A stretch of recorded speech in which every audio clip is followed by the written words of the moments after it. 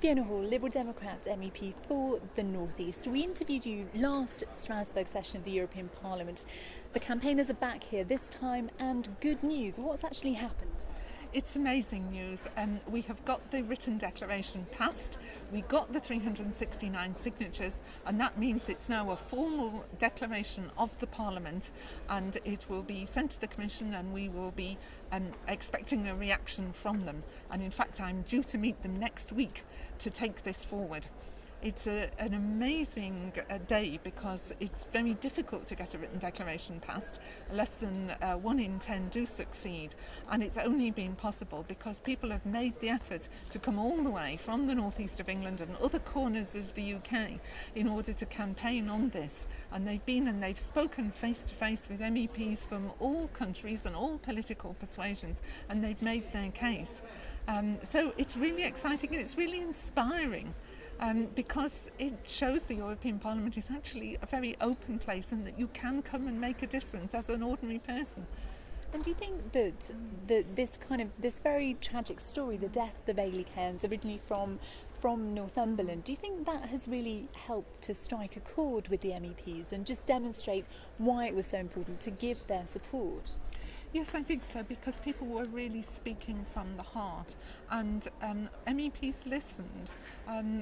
When people explained why they were here and why they had come and gave their personal account of why it was so important, I think that really did matter, and it meant that it wasn't just a kind of political discussion, it was a human conversation.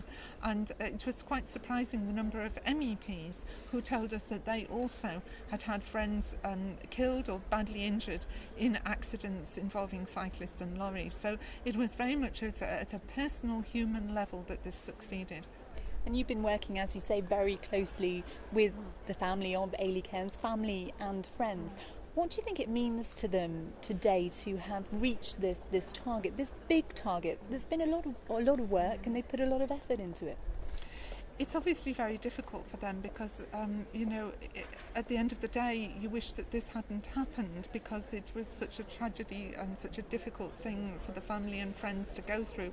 But what they've said to me this morning is that, that they feel that they have been able to make something good happen as a result, and to know that this is the way to get us into a situation where it will be safer for cyclists on the road, and we now have the potential to make the conflict that exists at the moment between lorry drivers and cyclists, the fact that the lorry drivers really cannot see cyclists at the moment, that situation which causes so much danger every day on the roads of Europe at the moment, at least we now have a step forward to putting an end to that. And I think that is very important to them, that they feel that out of this really sad situation is coming the possibility of a better outcome for everybody. So what happens now? You say that the European Commission has to respond in some way, but what actually does it have to do? How close are you to changing European law?